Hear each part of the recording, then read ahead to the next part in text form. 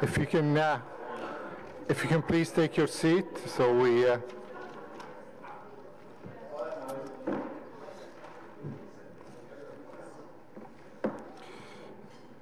Good evening, ladies and gentlemen, and we'd like to call our meeting to order for Monday, December 18, 2017. We'd like to begin with our meeting tonight with the ceremonial activities announcement.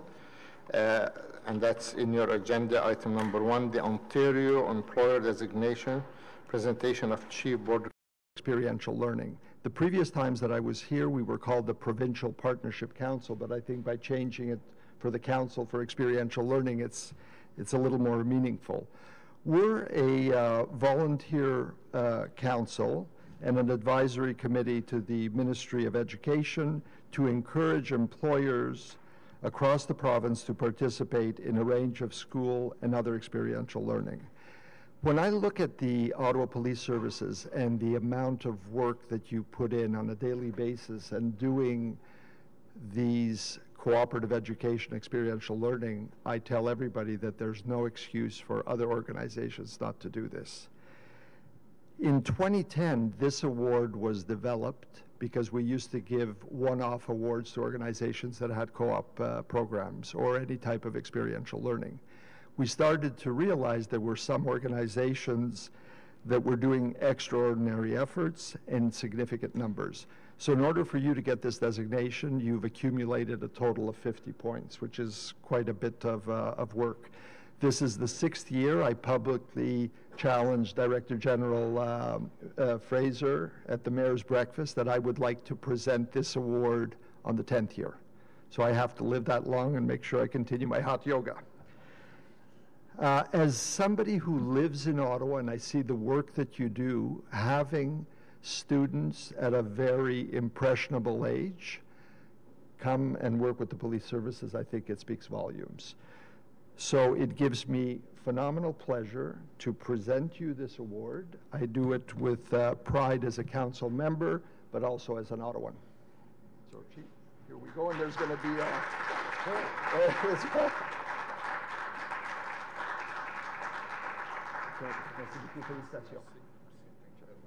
Puis votre bienvenue. Steve, just on behalf of the police service, and I want to thank you very much for receiving this very cold award in my hands. Our organization, our co-op program is near and dear to our hearts. All the stuff we do with our high schools is really important. You look at other jurisdictions and they're moving away from the relationship between police and youth and in schools. I think it's a tremendous error that they're doing. In Ottawa, we'll continue to do everything we can to make sure that we're building relationships with young people in the schools, and having a co-op program in our police services is extremely important and part of that initiative. So, merci beaucoup. Merci.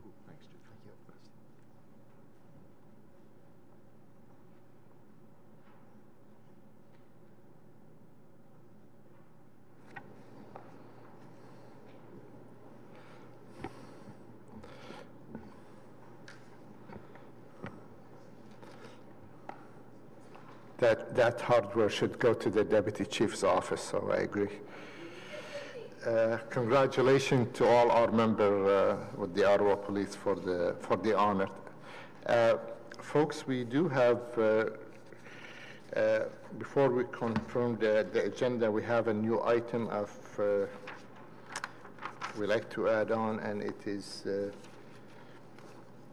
that in accordance with the Section 11, Subsection 3, Procedures Bylaw Number 3 of 2014, the Ottawa Police Service Board add to the agenda an amendment of the false alarm reduction bylaw of the Ottawa Police Service Board. So there's an item we need to add to our agenda. On the item, okay, thank you. So we'll come back to this item on the end of our agenda.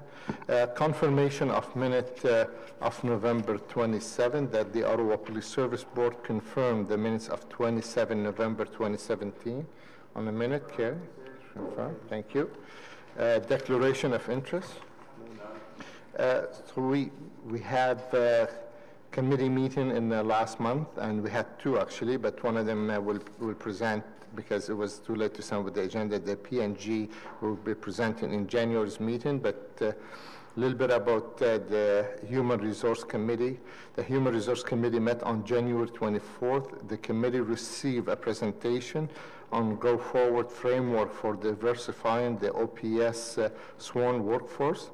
The committee also received the final report of the gender equality audit, which went before the full board at the November 27 meeting. That's a little bit of update on the Human Resource Committee.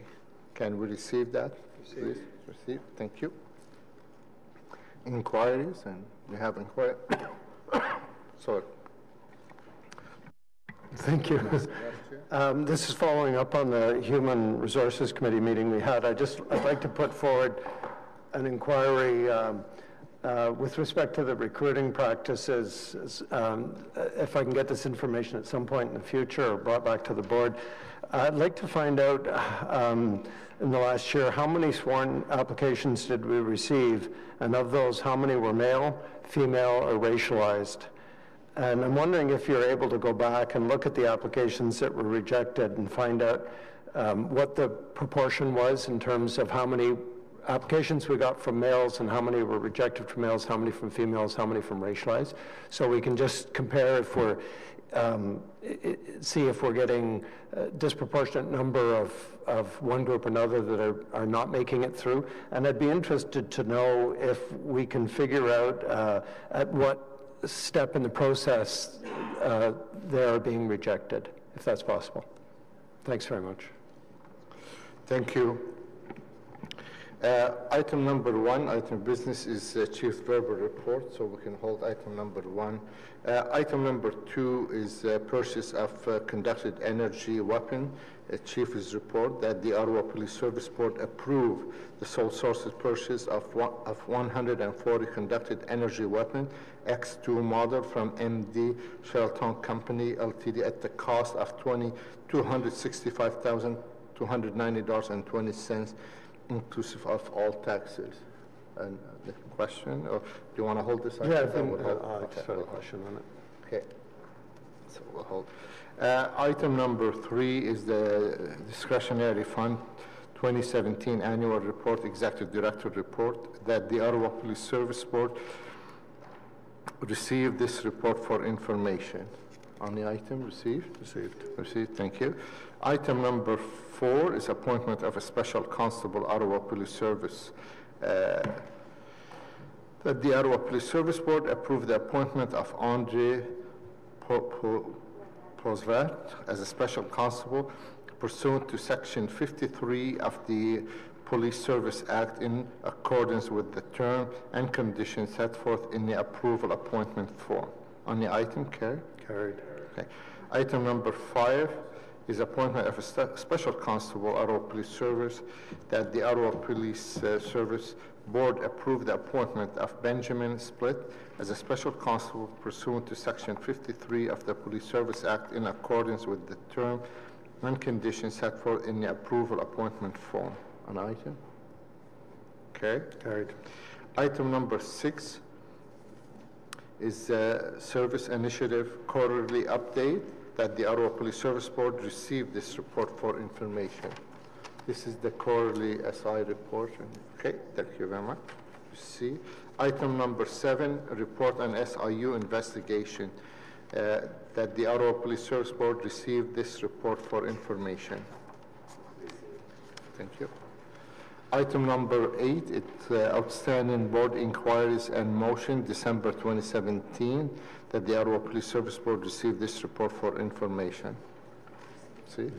Item number 9 is the letters of commendation, and the Ottawa Police Service Board received this report for information. See? Thank you. So we'll go to item number 1, and it's the Chief's verbal report. Chief. Good evening, bonsoir à tous. Mr. Chair, I want to begin this evening by wishing all of you a Merry Christmas, and to you and your families, and all the best for 2018 on behalf of the police service. This weekend, we saw the last major event of Canada 2017 with the Winter Classic It was a very busy year for Ottawa and our service, and I want to thank all the members of our service who ensured public safety during this and so many other events this past year. There are many individuals to thank for their work, but I also want to make a special mention of Superintendent Joan McKenna, Inspector Murray Knowles, Staff Sergeant Kevin Kennedy, Staff Sergeant Russ Lucas, and Sergeants Darren Elder and Mark Nethercott, who were the officers responsible for planning all the events for us. And sadly, this weekend, we were called to a fatal collision this weekend in the East End. The investigation into that event has resulted in impaired driving charges against a 33-year-old man. With the holiday season upon us, it's important to remind residents that if you drink, don't drive. We are running our annual Mega Ride program again this year with our partners, checking on all drivers throughout Ottawa for indications of impairment. I want to note again, congratulations to the investigators from the Guns and Gangs Unit for the successful completion of Project Sabotage. This 6-month investigation resulted in the arrest of 13 people, with more arrests pending. 24 guns were taken off our streets, and criminal networks were disrupted. We also seized cocaine, fentanyl patches, hydromorphone pills. And getting the guns off our streets and arresting those responsibles is the result of some very solid police work. I can tell you that enforcement efforts will continue to ensure our streets are safe from those who wish to cause harm. But we also know that we can't arrest our way out of the guns and streets violence issues in our city. That's why the work we do with our community partners is so important to help eliminate these threats from our streets. Crime Prevention Ottawa unveiled its update to Ottawa's refreshed street violence and gang strategy at the start of December.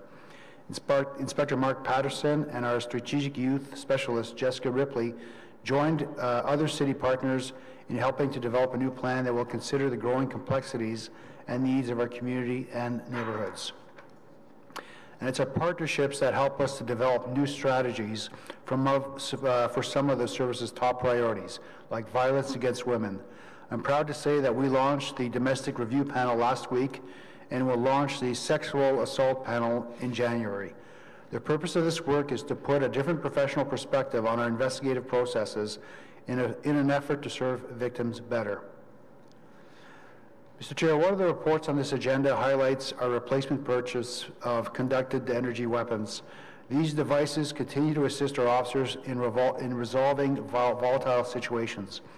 Earlier this past Friday morning, officers responded to a call from a man who told 911 that he had a gun and was going to shoot someone.